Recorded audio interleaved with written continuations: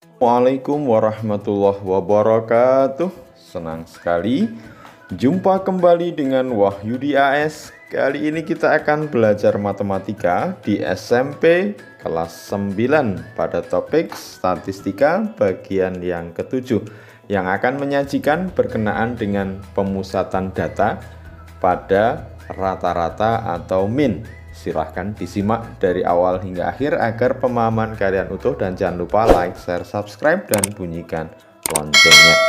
Pada video ini nanti kita akan sajikan berkenaan dengan rata-rata atau min yang kemudian kita coba implementasikan untuk menyelesaikan beberapa permasalahan terkait dengan rata-rata. Oke, semoga kalian bisa memahaminya dengan mudah. Tetap semangat, matematik is very easy. Oke. Ukuran pemusatan data yang pertama adalah min atau rata-rata, ya. Min atau rata-rata adalah jumlah dari seluruh data dibagi oleh banyaknya data, yang mana nanti akan disimbolkan dengan X bar, ya. Tentu min atau rata-rata ini menjadi salah satu representasi dari sebuah data atau sebuah perwakilan dari suatu data. Sehingga kalau ada data diberikan min atau rata-ratanya, paling tidak itu sudah bisa mengindikasikan dari suatu data itu tersendiri. Oke, sekarang bagaimana kita bisa mendapatkan min atau rata-rata? Min atau rata-rata dari definisinya tadi adalah jumlah seluruh data dibagi oleh banyaknya data. Oleh karena itu nanti kalau kita punya contoh, ya, nilai 8 kali ulangan matematika Budi sebagai berikut: 8, 8, 6, 7, 6, 7, 9, dan 9. Maka kalau kita diminta untuk menentukan min dari data nilai matematika Budi, maka tentunya rata-rata bisa dicari lewat jumlah seluruh data atau jumlah dari seluruh nilai ulangan Budi dibagi banyaknya berapa kali ulangan, ya. Oke, jadi min sama dengan jumlah seluruh data dibagi banyaknya data. 8 ditambah 8 ditambah 6 ditambah 7 ditambah 6 ditambah 7 ditambah 9 ditambah 9, ya. Tentu banyaknya data kita cacah, ya. 1, 2, 3, 4, 5, 6, 7, 8 dibagi 8. 8 tambah 8, 16, ditambah 6, 22, tambah 7, 29, ditambah 6, 35, tambah 7, 42, tambah 9, 51, tambah 9, 60, ya. 60 per 8 sama dengan 7,5. Jadi rata-rata dari nilai 8 kali ulangan matematika Budi adalah 7,5. Jadi rata-rata ini sudah dapat merepresentasikan dari nilai ulangan matematika Budi. Oke, jadi sekali lagi min atau rata-rata yang merupakan salah satu ukuran pemusatan data adalah jumlah seluruh data dibagi banyak data, ya. Oke, sekarang bagaimana kalau min atau rata-rata yang disajikan dalam tabel distribusi frekuensi? Misalkan sebagai berikut, ya. Misalkan nilai X1 atau nilai X1 itu diperoleh atau frekuensinya sebanyak F1. Kemudian data X2 itu sebanyak F2 frekuensinya, ya. Data X3 itu sebanyak F3 frekuensinya, dan seterusnya.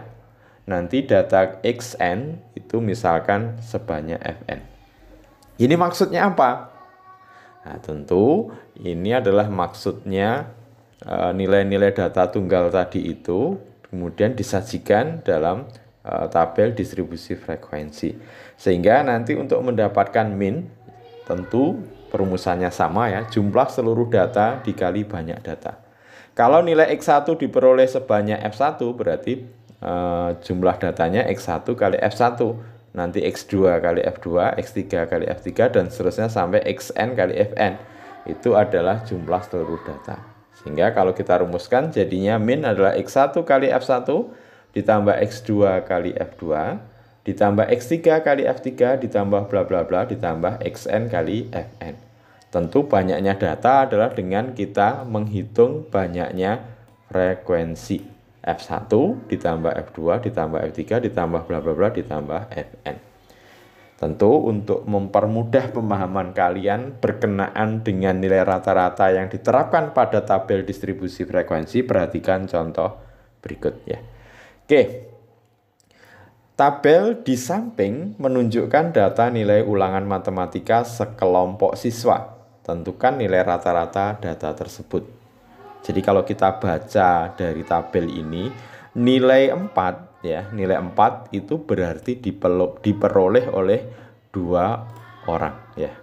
Kemudian nilai 5 diperoleh oleh 4 orang, 6 oleh 7 orang, dan seterusnya. Nilai 7 diperoleh 5 orang, dan nilai 8 diperoleh oleh 2 orang.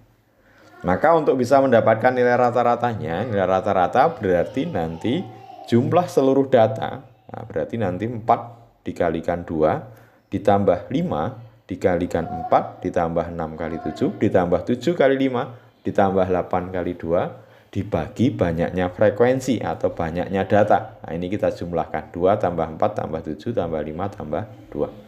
Oke, 4 kali 2 tentunya 8, 5 kali 4 20, 6 kali 7 42, 7 kali 5 35, dan 8 kali 2 16 ya. Frekuensinya kalau kita hitung 2 tambah 4 6, 6 tambah 7 13, tambah 5 18, tambah 2 20 ya. Oke, 8 tambah 20 28, ditambah 42 70 ya. Oke, dapatnya adalah 121 dibagi 20. Berapa? 120 kalau dibagi 20 tentunya dapat 6 seper 20, 0,05 ya, 6,05. Oke, sekarang coba kita selesaikan permasalahan yang berikut ya, sedikit menantang ya. Rata-rata nilai ulangan matematika dari 10 orang siswa adalah 69.